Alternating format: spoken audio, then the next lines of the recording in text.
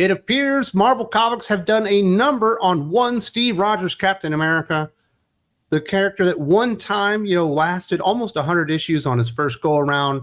I think went about 350 on the second go around. Then you get like a 50 issue run from Jerkins. Then you're into like a Brubaker, who I think also did a pretty long run, well over 50 issues. Then it's like 25 issues, 19, maybe like 12 here and there. And now Captain America is once again ending prematurely with J. Michael Straczynski. Posting on his Twitter in response to a fan question, J. Michael Straczynski said, "My last Cap issue is number 16. Yes, then there's this," referring to the new one-shots program, and one other little item that will be mentioned when the time is right. The first issue of Straczynski's run on Captain America was published in September of 2023 with art from Jesus Saez, who is returning to draw the final 2 issues of the series. And a lot of people have been asking, we got to put somebody that might actually like America on Captain America. Now, is JMS an enormous patriot? I'm not really sure, but he at least has a pedigree, not only in comic books, but certainly in Hollywood. One of the creators, or I believe the creator of Babylon 5. He's co-created some other stuff, I think, including Sense8, something that wasn't very interesting to me, but it sounded like other people liked it.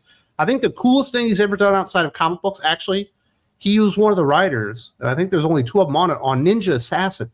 Have you ever seen that movie? That has got to be one of the top 5 most violent, bloody movies in the history of the world.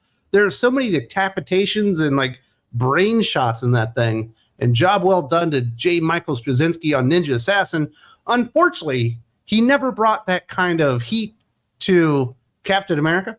Now, I think a lot of people, especially Marvel fans, will know him best or remember him best, probably for One More Day with Spider-Man, one of the most, if not the most infamous stories like in the history of not Marvel Comics, not Spider-Man, but all of comic books, something that really turned people away.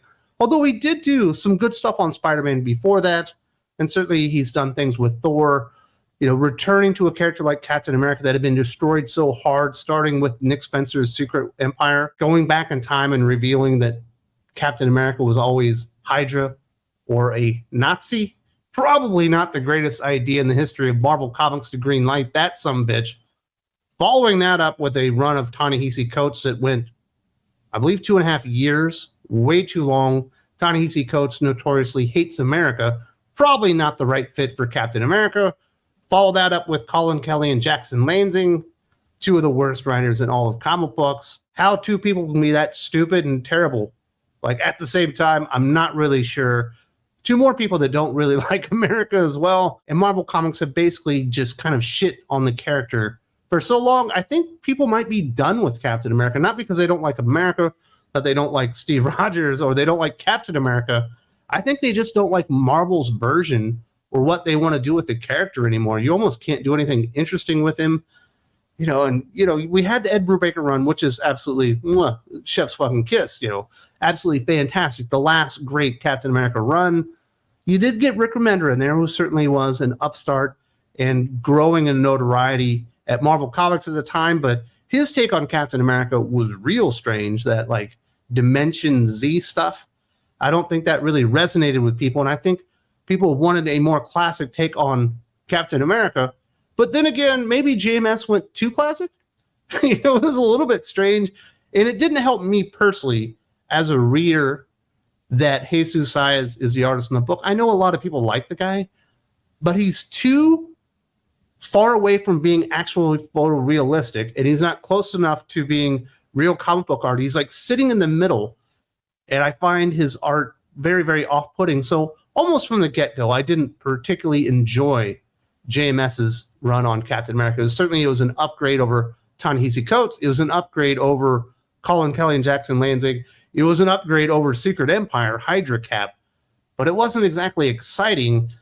And I think that's what a lot of people were hoping for, returning to the Captain America character. It also doesn't help that they keep rolling out Falcon Cap, watering down the concept of Captain America. And also in the meantime, you had the United States of Captain America from Christopher Cantwell, where he was just introducing 50 different versions of Captain America because Captain America isn't special. There's nothing interesting or unique about Steve Rogers. Everybody is Captain America kind of thing.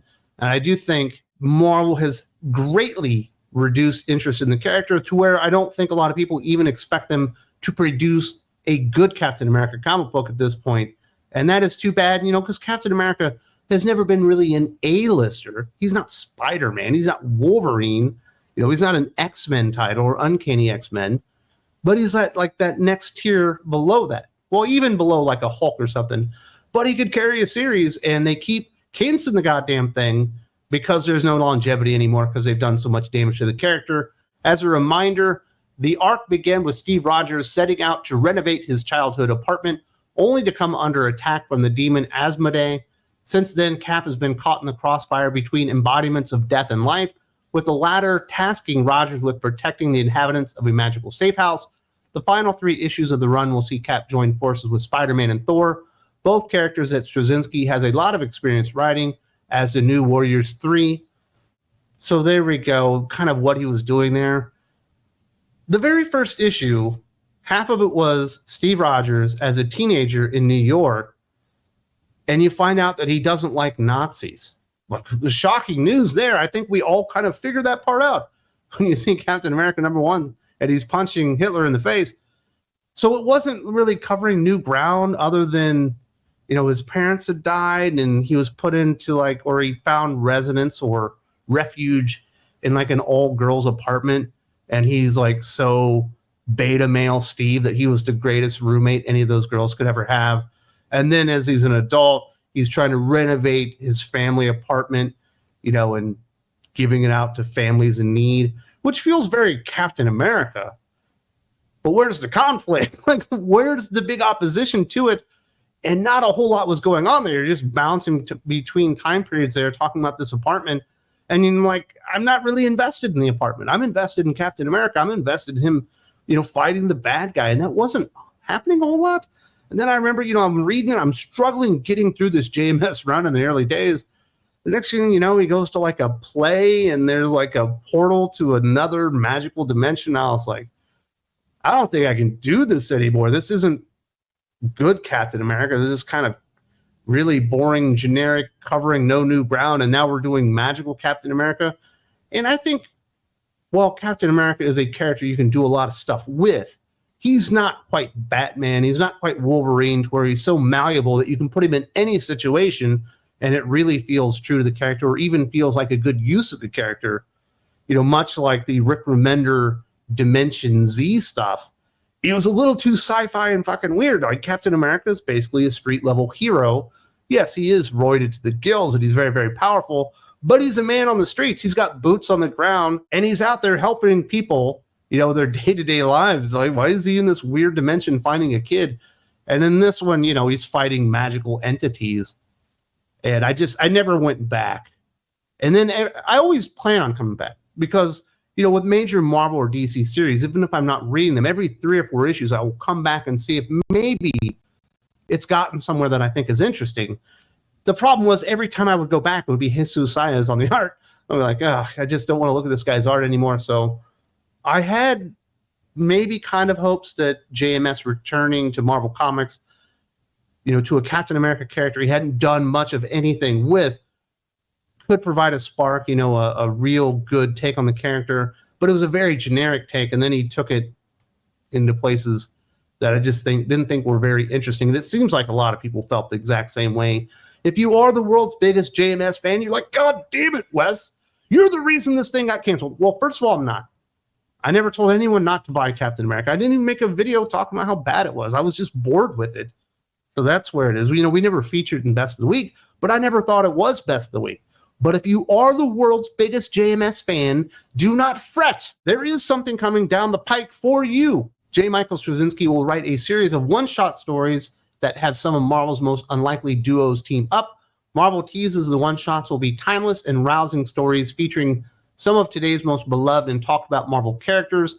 The team-up tales will kick off with Straczynski and Will Robson's Doctor Doom and Rocket Raccoon. Other team-ups include Captain America and Volstagg, Nick Fury and Fin Fang Foom, Hulk and Doctor Doom, Ghost Rider and Galactus, Spider-Man and Dr. Octopus. Artists include Bernard Chang, Herman Peralta, and Juan Ferreira. So there you go. We're getting a bunch of, Marvel team-up. It almost seems like it's more what-if stuff because they call it timeless. That makes me think it's out of continuity. not really in canon or whatever. Dr. Doom and Rocket Raccoon doesn't seem necessary, but it does seem fun. You see the cover by Gary Frank, they're making the clink. It sounds like they're gonna have a good time having some, some mead, maybe some wine or whatever before they get into some hijinks. I think that works perfectly good. Most of the covers are actually done by Terry Dodson, but there is another Gary Frank cover on the Nick Fury Fing Fang Foom, which actually looks really good. But I find it weird because Captain America Volstagg, which is a weird concept, but I kind of want to read that one. The art is by Bernard fucking Chang, man. Why do you have a Terry Dodson cover on that? Terry Dodson is a great artist, and I like what he does. Does not exactly capture the excitement and, the vitality of a Bernard Chang illustrated comic book. And you're going to be thinking, oh, this is going to look like strawberry shortcake. You open it up and your mind's going to be blown because it looks so good. So there's a couple of concepts in there. Like I said, Captain America Volstagg, Dr. Doom Rocket Raccoon works for me. Certainly Ghost Rider Galactus, but we do have Cosmic Ghost Rider, which is kind of the herald of Galactus. So has that story been told? Hulk and Doctor Strange, certainly been lots of Hulk and Doctor Strange fights and team ups. So, that's kind of more of a classic duo. I don't know why they're saying that's unlikely. And Spider-Man and Dr. Octopus have certainly been foes for a very long time, including when we saw Dr. Octopus put his mind in Spider-Man, become Superior Spider-Man. And then he was falling in love with Aunt-May. And when he finally got out of his body, he started nailing her.